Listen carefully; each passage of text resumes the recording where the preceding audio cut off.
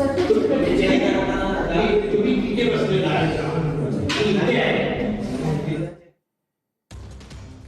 इकडे दुसरीकडे दृश्य आपण पाहता डोंबिवलीमधली रवींद्र चव्हाण यांनी आपलं सहकुटुंब आपल्या मतदानाचा अधिकार जो आहे तो बजावलेला आहे। कल्याण डोंबिवलीमध्ये जर आपण पाहिलं तर रवींद्र चव्हाण यांनी मायक्रो प्लॅनिंग या ठिकाणी केलेलं होतं। या ठिकाणी शिंदे आणि भाजप यांची युती आहे। एकत्रितरित्या निवडणुकीला ते सामोरे गेलेले आहेत। रवींद्र चव्हाण यांनी आपल्या मतदानाचा अधिकार बजावलेला आहे। कल्याण डोंबिवलीमध्ये 122 जागा आहेत। शिंदे भाजप एकत्र, ठाकरे बंधू एकत्र आहेत आणि शरद पवार वंचित आणि काँग्रेस यांची आघाडी जी आहे या ठिकाणी पाहायला मिळते। दुसरीकडे दृश्य आपण पाहताय ज्या ठिकाणी मतदार आपल्या मतदानाचा हक्क बजावण्यासाठी मतदान केंद्रावर पोहोचले। रवींद्र चव्हाण यांनी आपल्या मतदानाचा हक्क बजावला आणि आता ते माध्यमांसोबत संवाद साधतील, पाहूया।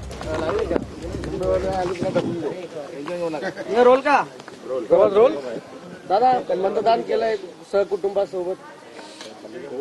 नाही, आपल्याला सर्वांना माहित आहे की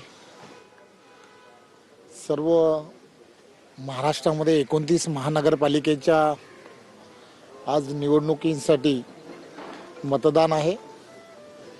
आपल्याला सर्वांना याची कल्पना आहे की देशाचे पंतप्रधान नरेंद्र मोदीजी यांच्या नेतृत्वामध्ये आणि महाराष्ट्राचे लोकप्रिय असे मुख्यमंत्री देवेंद्रजी यांच्या नेतृत्वामध्ये या संपूर्ण महाराष्ट्रामधल्या निवडणुका यांचा प्रचार हा आम्ही सर्वांनी केला। आम्हाला पूर्ण खात्री आहे की 29च्या 29 महानगरपालिकेमध्ये युतीचाच महापौर बसेल, कारण जे युतीच्या माध्यमातून महायुतीच्या माध्यमातून जे काम गेल्या वर्षभरामध्ये देवेंद्रजींच्या नेतृत्वात झालं त्यामुळे यश हे महायुतीला नक्की मिळेल।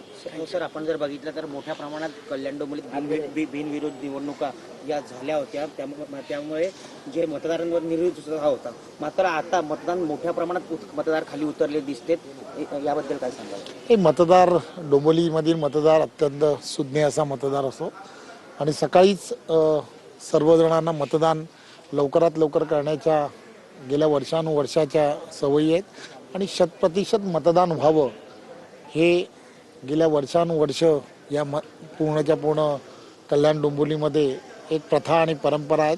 त्यामुळे सकाळी मोठ्या प्रमाणात मतदारांच्या रांगा या ठिकाणी लागलेल्या आहेत। जर बघितलं तर एका ठिकाणी मैत्रीपूर्वक लढत होती, मात्र त्याला गालबोट लागलंय, याबद्दल आपलं मत? खरं तर असं होणं हे योग्य नव्हतं असं मला वाटतं।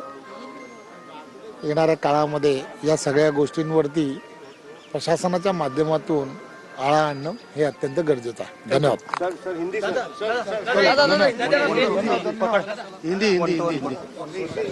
तर रवींद्र चव्हाण यांची प्रतिक्रिया कल्याण